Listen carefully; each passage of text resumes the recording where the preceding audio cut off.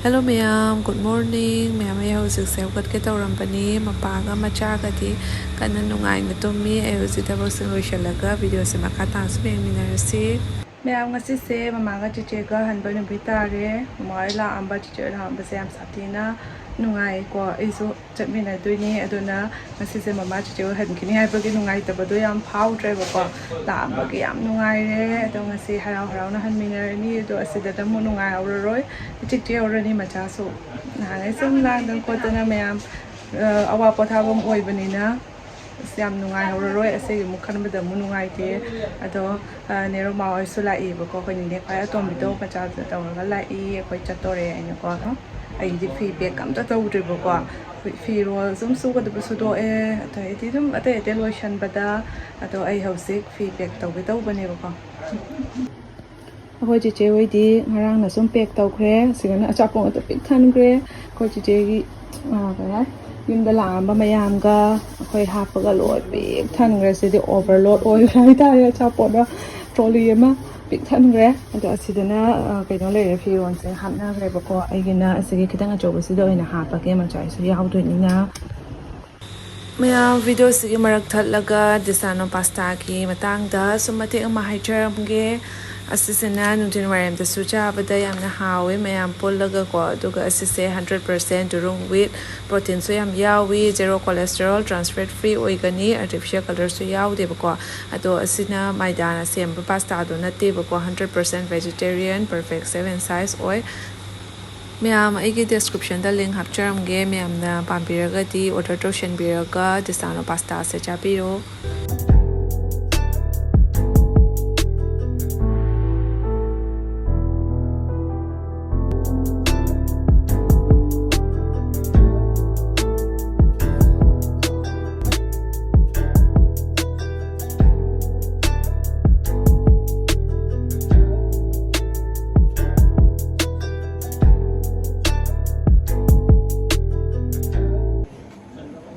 Pung romda ywdre ko pung mani makai do ai do tho ni ko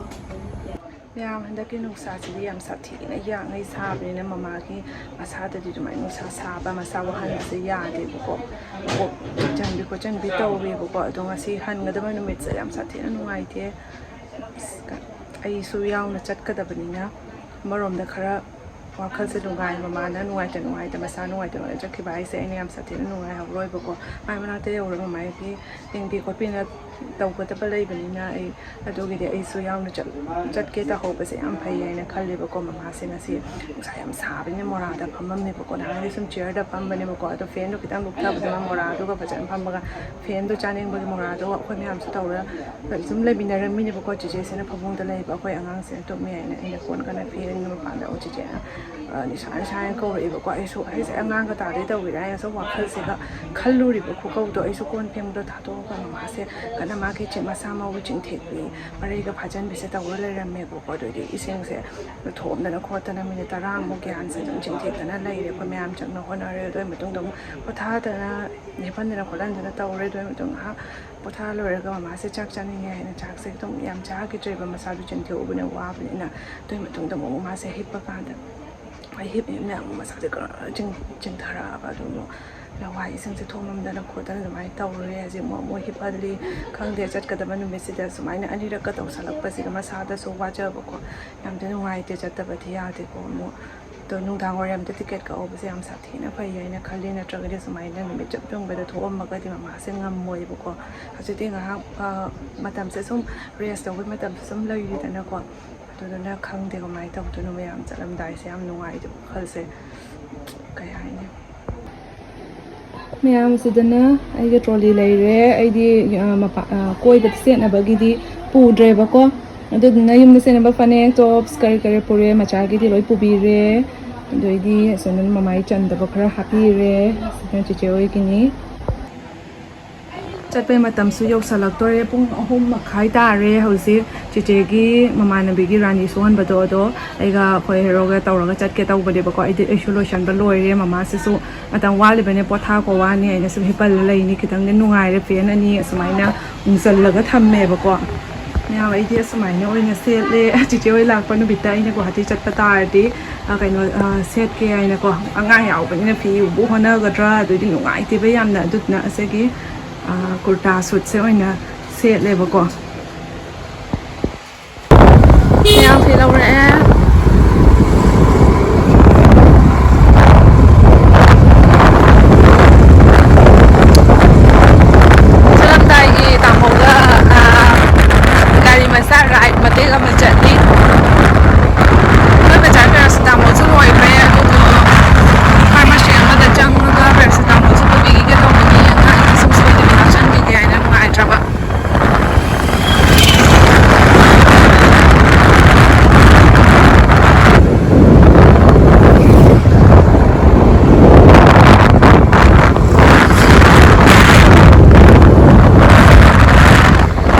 se koi dio re koi ma chau bin pi ba dress se set pi re 340 se la paksa ba ni ma unda pink color se herbal se na chest se na bi ko herbal ma pha pi re se na chap sa re yenge phaja brand ma sak to oh phajai ni ka mamme ka se ma cha lao lao cha si la ka ko ba ka ko iskari ko le noก็ค่อยมาเช้าไฟล์ไกด์ตัวนี้รักสูตัวเรแต่วิเศษปกทรปกับไฟล์ตรงพังบะไลบักนี่มาเซ่ไม่เจอก็ว่าจะตัวเราไม่ใช่เบลใช่ตัวเราก็ว่าจะตัวเรายามที่ตายด้วยบรเฮร์เบลเจ็บโอ้ยเดี๋ยวนี้งาอะไรกันอีดำนกโทเปียก็พาฉันเบลเลยมันสุดแมวคอยทกตัวเองเนี่ยมุกก็ใบมาจ้าอีกหน่อยป่ะมาจ้าสิเนี่ยตัวมุกก็ลังไปยังไงว่าตัวเลยมาคนมีอาหารมาจ้านี่สิเลยกันนี่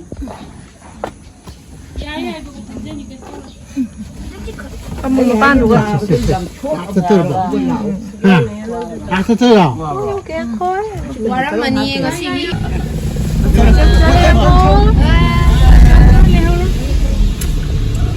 sao thời gian anh ấy tung xe đi mà cha cha lôi kia rồi quay đầu xa cho nên phải mặc cha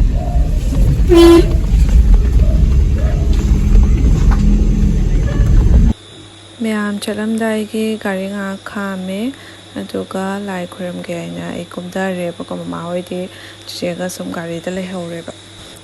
ma'am ngasi se thoklak pada kitang nganna tholake tawram bani pong mari waida tuto por hap to hasin taw buta sumatam kitang changkhre tolor ga khangde ngasi numit se sa se ithu thukat na ka numi taw taw re do ga traffic jam su yam oe ma'am akhoi se airport ye ore nang banang ta bu di khang tre ko chang ga yeng ore si adom matam bu di hausi hausi se pong manga ta re 5:45 ta di oi di ne ba ko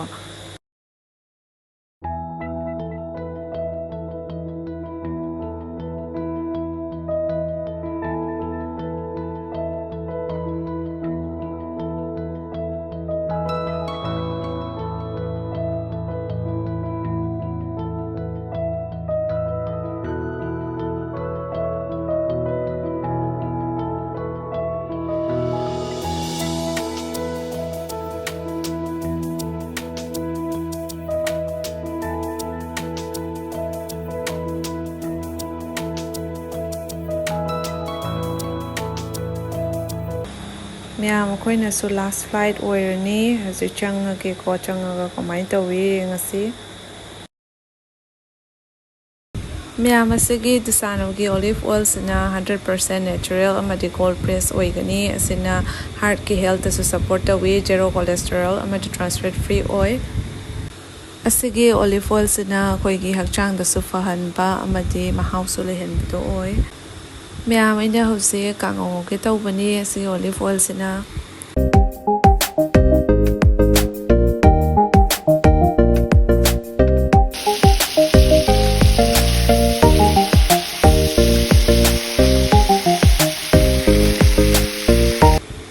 ma'am आई description da disano ki olive oil sigi link se so hapcharamge mayam so hauna chabiyu amadi hangchang su fana laiminasi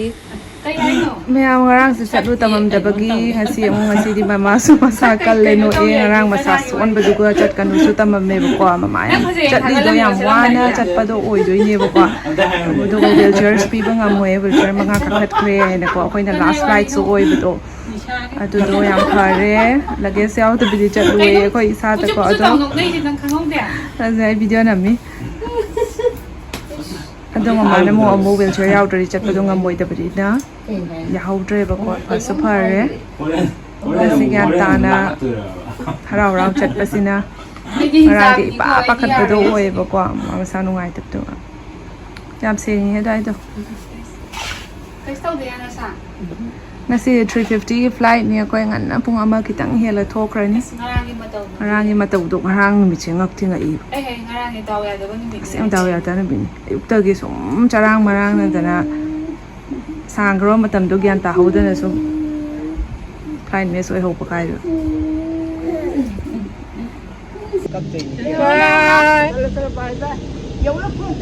bye hoi tarake mama daw cái nơi phone chơi ra bọc vào ngon rồi này là sai mà cái nơi chơi chỉ phone chắc là gì rồi nó mấy tuổi đâu đâu ấy nàng khơi chặt bay thuế là gì đi bung amata cho nên là xuống thóc lê tập nó chặt khi mà nó quay sang những ang traffic jam của ocean baga bung cái tiếng dân baga khi rau vì này ấy thì nó is này rất mà bò thế cái đây nữa sorry sorry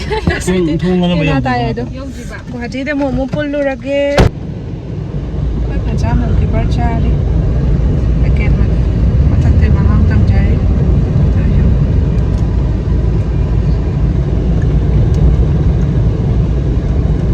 ina che tai tung dora mi ba nuai ehem hara bo hara ga chale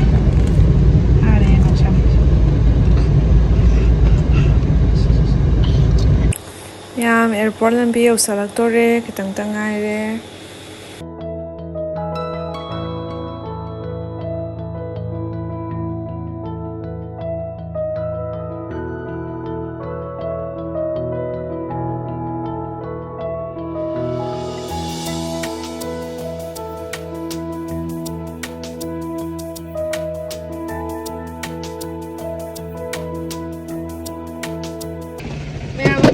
airport ywdre ngasi di 1:30 da bu ywdre ado was wan sum ngai chara de ngarang theng ki budu diam sa theng nu ngai te bo ko sa so ji ta sa dore ngasi di weather se mangdi sari dawra lai bo ko hajik mo mu kitang sa dora ko do oi re mai che wheelchair hai bagi changkri no da do ko to di sana kamna ka ta ma pa di ka phora ni ma so yam sa te nu ngai tre bo ko chặt chuyện ấy mình nhiều nhiều mang đi rồi chắc là gì ngoài rồi cũng số lấy vào ngoài tiền mẹ phía ra mà chú xếp của côจะมาđâu music bây giờ mỗi cái chế vừa chơi hàng nơi à đó anh trolley sang hori sẽ ra mama lấy re thì anh trolley sang chơi anh phải mà trả cái Magi wheelchair lại bên cái nó làm chuyện bằng ấy muốn xa đồ đấy làm thà ra đây na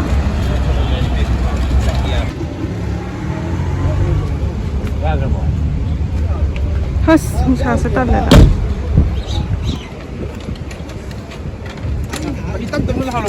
không phải là free đâu không mà sẽ không kể khơi xóm chân nào tao ni 예뻐라. 양양 제 구당 남아서 ywdre. 그 이제 twese India Express 는 있고. 괜찮은 거라도.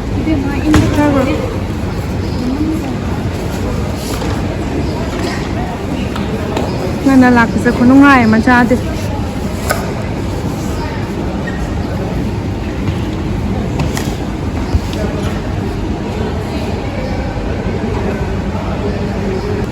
ꯑꯩꯈꯣꯏ ꯆꯦ ticket ꯂꯧꯗꯕꯤ ꯌꯥꯗ ꯆꯪꯈ꯭ꯔꯤ ꯑꯩꯈꯣꯏ ꯃꯃꯥꯟꯁꯨ ꯑꯁꯤꯒ ꯂꯩꯔꯦ ꯑꯩꯒ ꯃꯆꯥꯒꯁꯨ ꯑꯁꯤꯒ ꯐꯝꯃꯤ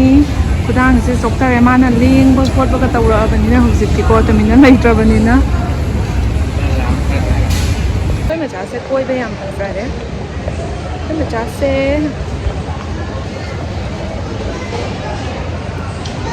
ꯆꯦꯡ ꯉꯔꯥꯡꯗꯒꯤ ꯆꯥꯛꯀꯁꯦ ꯆꯥꯐꯝ ꯃꯐꯝ ꯈꯪꯗꯦ ꯄꯨꯛꯀꯁꯦ ꯆꯥꯛꯁꯦ ꯊꯟꯐꯝ ꯈꯪꯗꯕꯗꯣ ꯆꯥꯛꯁꯦ ꯏꯇꯣꯛ ꯇꯣꯛꯈꯠꯄꯗꯣꯀꯣ ꯃꯥ ꯇꯧꯕꯗꯣ ꯎꯕꯒ ꯅꯨꯡꯉꯥꯏꯇ꯭ꯔꯦ ꯑꯣꯀꯦ ꯃꯄꯥꯁꯨ ꯅꯨꯡꯉꯥꯏꯇꯅ ꯍꯟ ꯀꯃꯥꯏ ꯃꯥꯏ ꯊꯣꯡꯗꯕꯗꯣ ꯁꯨꯝ ꯈꯪꯉꯤ ꯅꯨꯄꯥꯅꯤꯅ ꯀꯞꯊꯣꯛꯄꯗꯤ ꯉꯝꯗꯕꯀꯣ ꯃꯌꯥꯝ ꯑꯩꯈꯣꯏ ꯆꯦꯛꯀꯤꯡ ꯂꯣꯏꯔꯦ ꯄꯨꯡ 2ꯁꯨ ꯇꯥꯁꯜꯂꯛꯑꯦ ꯋꯥꯏ ꯍꯦꯛ ꯁꯪꯉꯤ Tao ngồi qua sân trên cái nó ngu quá trời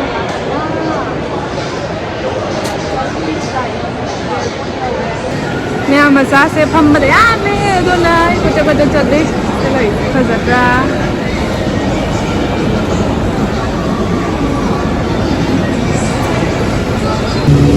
nè bắt cá rồi em xịt chắc cái nồi đi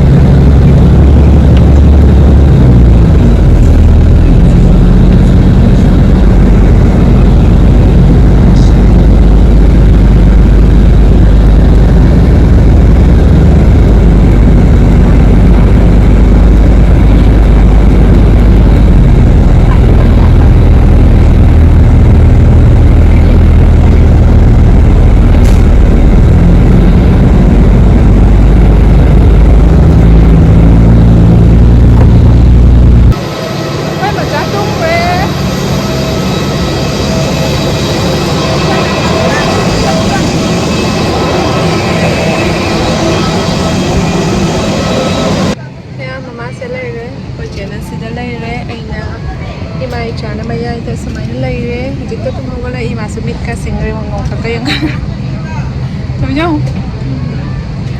Kuru-kuru yang kasi haigra poli. Macarawa. Yes, macam ini. Kita long topi tu. Is macam ini.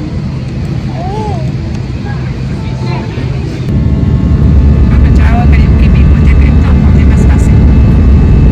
Yung kapal dia mah. Ayah ni siapa?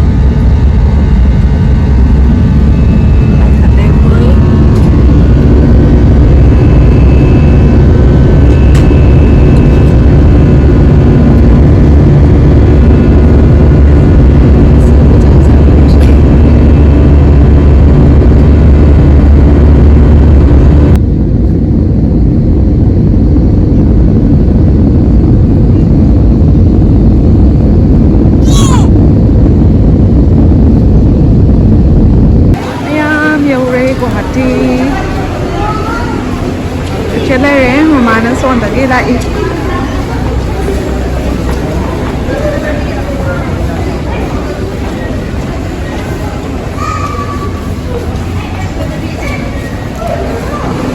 Asyik pian tu yang nong ni je bah, tu. Yang pian pan. Mama mang dah lagi eh. Macam mana dah lagi? Ni mama macam dah. Kau ni ni. Kuat itu senang curam pemali, masalah.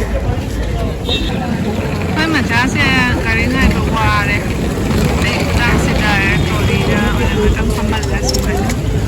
Macam, macam.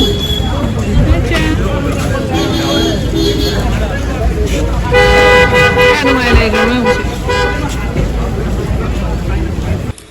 ꯃꯌꯥꯝ ꯉꯁꯤꯒꯤ ꯐ꯭ꯂꯥꯏꯠꯁꯤꯗꯤ ꯌꯥꯝ ꯉꯟꯅ ꯊꯨꯡꯉꯦꯕꯀꯣ ꯄꯨꯡꯈꯥꯏꯃꯨꯛꯇ ꯆꯪꯉꯦ ꯑꯗꯨꯒꯤꯗꯤ ꯋꯥꯍꯧꯗ꯭ꯔꯦ ꯑꯗꯣ ꯍꯧꯖꯤꯛ ꯑꯩꯈꯣꯏ ꯀꯦꯕ ꯇꯣꯡꯉꯦ ꯑꯗꯣ ꯃꯌꯥꯝ ꯉꯁꯤꯒꯤ ꯚꯤꯗꯤꯑꯣꯁꯤꯗꯤ ꯁ꯭ꯋꯥꯏ ꯁꯨꯝ ꯂꯣꯏꯁꯤꯟꯖꯔꯒꯦ